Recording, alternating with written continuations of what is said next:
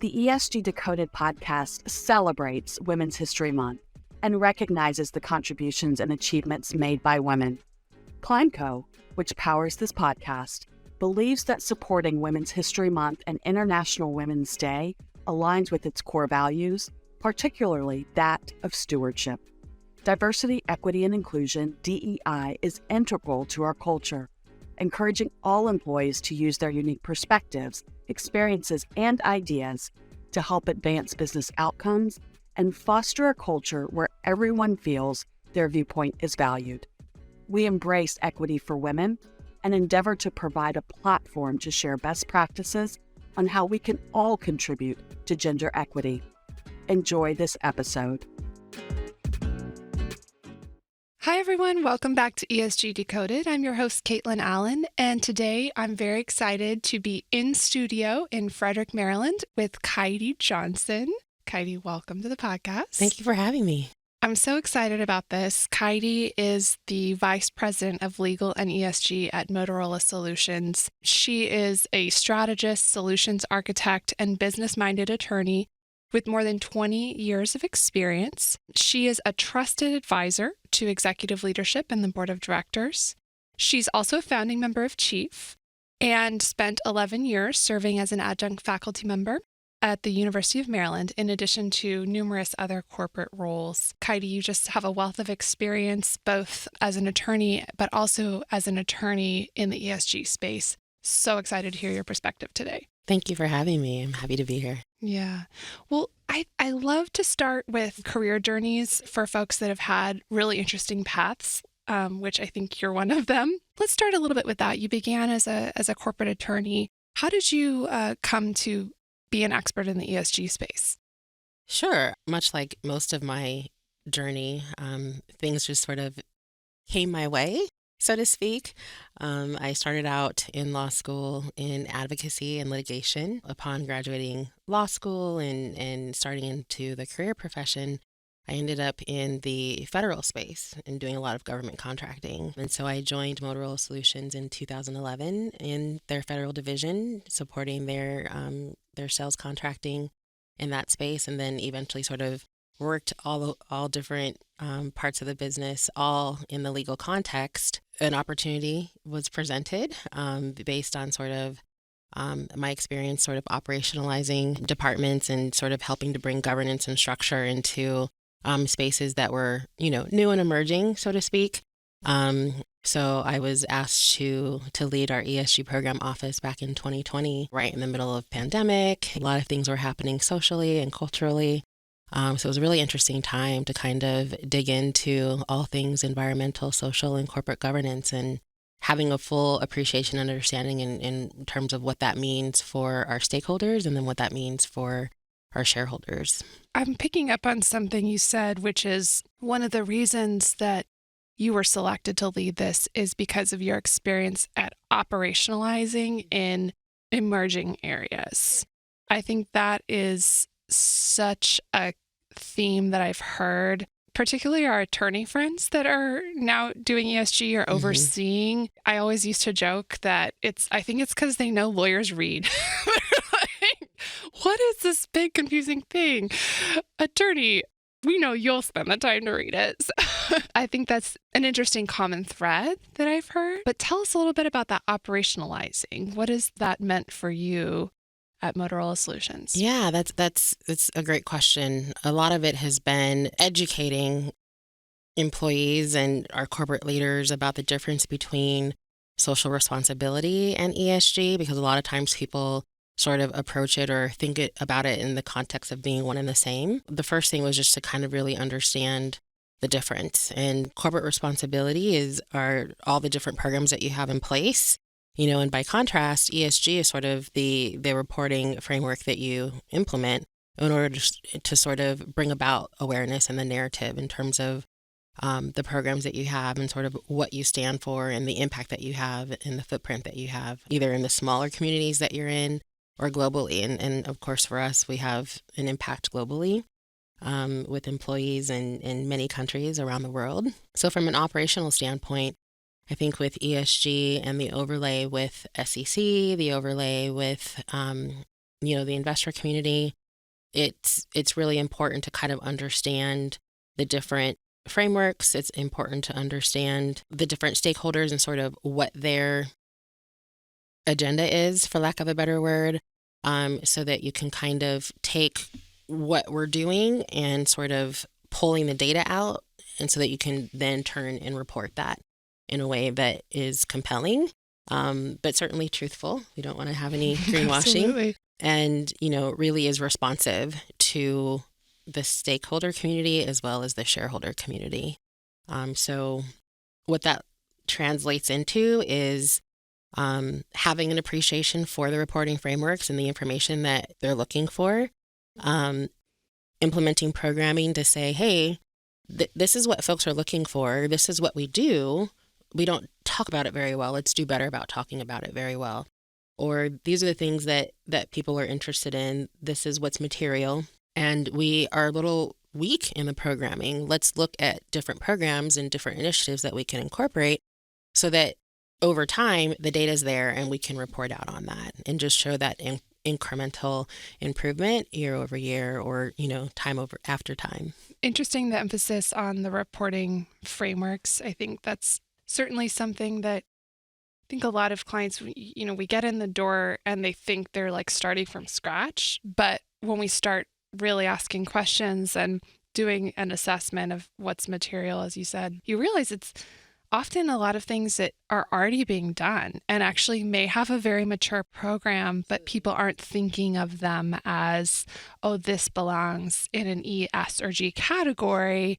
And there's a standard way to communicate about that. How do we translate what we're already doing into that standardized framework for reporting? So I think that that's an important point, especially for I know a lot of our listeners are people like you, they're sitting in a corporate role and then someone says, okay, you go. You got to figure out ESG. Yes. So I think that's an important positive thing. You're probably not starting from scratch.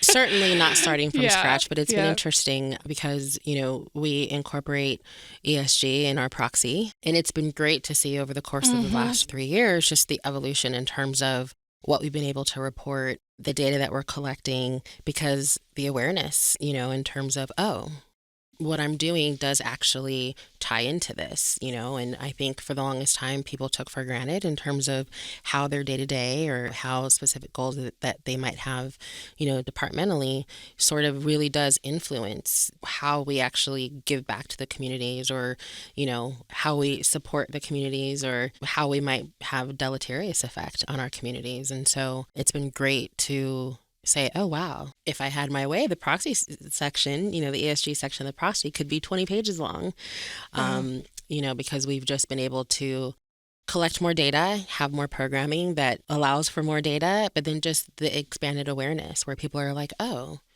when I design product, with this in mind, this fits into ESG. Or, the time that I spent last weekend at my son's high school doing debate, right, for STEM or whatever.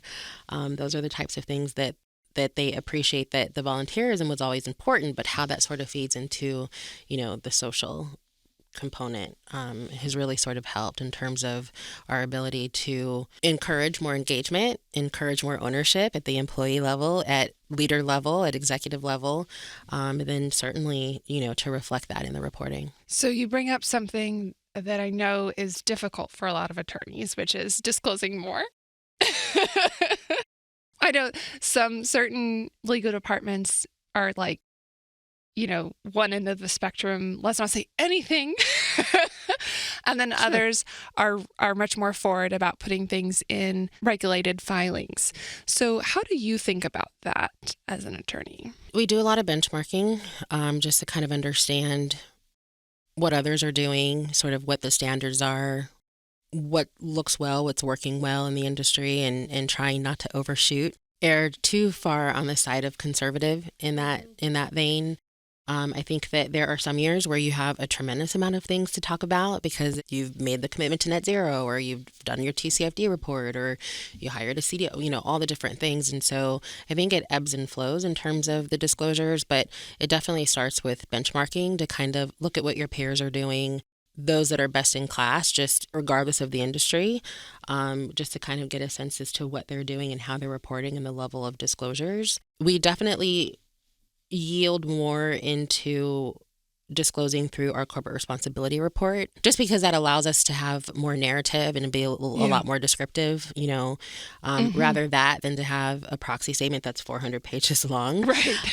No, but, because you want people to read it, So, and you want people to find the ESG section in your proxy. Not everyone is doing an ESG section of the proxy. Some people just, hit the highlights with, half a page or a page. Some people, tend to be more closer to 10 pages, and we kind of sit right around 6 or 7 pages, just, based on benchmarking, based on the programs and activities and what we have to report, trying to be careful not to be overly repetitive with what we know is going to be reflected in the corporate responsibility report, some weeks later. Oftentimes the proxy is sort of a preview of what you might see in the corporate responsibility report, with the expectation that you'll see a lot more detail, a lot more granularity in the corporate responsibility report. That is so helpful. I know that, a lot of people come to this podcast because they really want that actionable, what is this concrete thing that I can do? What's a step that I can take? So thank you for sharing that, because I think it's very concrete and helpful for folks that are listening. One of the other things that you and I have spoken about, and I think is really important, switching gears slightly, going to the diversity, equity, and inclusion, DEI conversation, which I know was part of your remit, isn't currently, but has been. Yeah. We very much recognize that the ESG space is not very diverse, right? And you can just look at our guests, on ESG Decoded, right? Who is actually running most of these funds, et cetera, et cetera. I want to highlight you as a Black female leader in this space and hear your perspective on how we make this space reflect the world. Sure. Yeah. I mean, it's certainly no different than, many other departments or, business purposes, within any corporation. When we talk about lack of diversity, if you will, in the ESG space, the ecosystem's quite large, because in the ESG space, we're talking about board members, we're talking about executive leaders, we're talking about the investor community, we're talking about peer practitioners that are in the space of environmental or sustainability. We talk about inclusion in this space. There's so much to it, just in regards to ESG. I'm always looking for folks that look a little more like me, and, don't always find that. I think that's one of the things that has sort of energized me in terms of taking a full interest in ESG and not necessarily just tucking it in as part of my regular day job. When I'm not doing ESG, I handle other things within the corporation from a legal perspective and leading teams. One thing that I really personally take pride in is sort of being a leader in this space. And quite frankly, in a lot of spaces, it's not just ESG. Oh, absolutely, yeah. But even more so in this space, because the investment community, environmental sustainability, that's just not where there's a lot of people of color. I think that there's certainly movement towards more diversity in terms of gender, which is never a bad thing. But, certainly a person with intersectionality, it would be good to see a little bit more going forward. But I think that not to belittle the other roles that I currently have or have had, whether it's, teaching at the university level, whether it's leading legal teams for a large corporation, whether it's leading DEI for a large corporation, there are people of color in those spaces. And so I saw ESG and more specifically sustainability, environmental, as a way to sort of stand out even more, as if being a Black woman wasn't enough. But just to kind of draw more attention to this as a profession, either for lawyers, either for those that are thinking about going into sustainability. I think that historically, it's been hard to sort of think of, hey, we probably shouldn't use, water bottles, and by contrast, if you're in Flint, Michigan, you're lucky to have good water at all, right? Much less give a lot of thought in terms of whether or not this bottle of water is good for the environment. And so I think that in some communities, and certainly underrepresented or underprivileged communities, just the thinking in terms of, climate and protecting the environment, you just don't always have that luxury, so to speak. And so I certainly find passion in having an opportunity to bring about awareness. I'm doing work with the Chicago Academy of Sciences to help bring about more awareness, because whenever we talk about people of color as it relates to STEM, it's always engineering, it's always math, sometimes science, but it's almost always in the medical profession and not necessarily in natural sciences.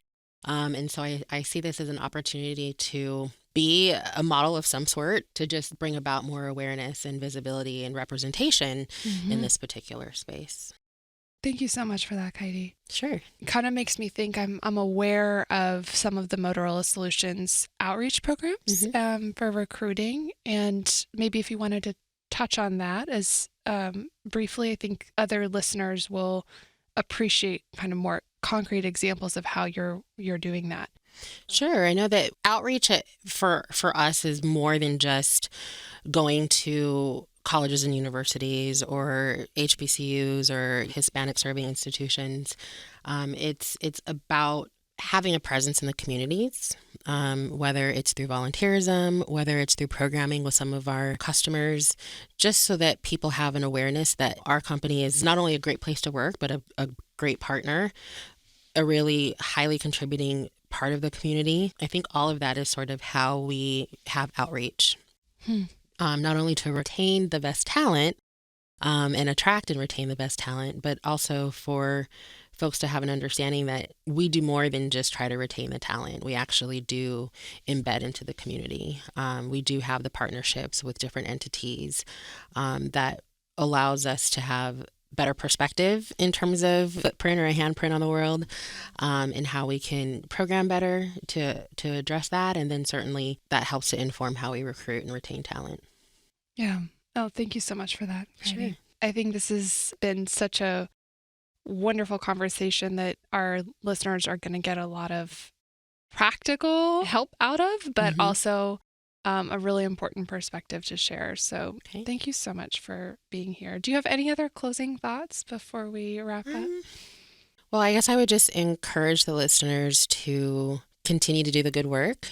Yeah. I know that there's a lot of stuff happening out there, especially here in the United States, where people are challenging the value of ESG subtly as well as very forcefully, through court proceedings. With or without ESG, corporate responsibility is always there. Yeah. And I think that's one of the things that we've been really good about reinforcing. Before ESG, and kind of to your point, the infrastructure was already there. The things were already happening. And so with or without it, it's going to continue. Yeah. You can't have ESG without corporate responsibility, but you can certainly have corporate responsibility without ESG. I don't think ESG is going to go away. I've been in a lot of meetings lately with investors and different thought leaders, and ESG is still very much high in conversations. And so I don't anticipate that going away anytime soon, despite what might be happening to suggest otherwise.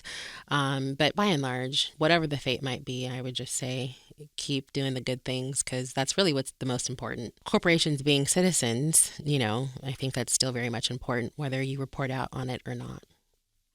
Perfect. I'm not adding a word to that. Just end it right there.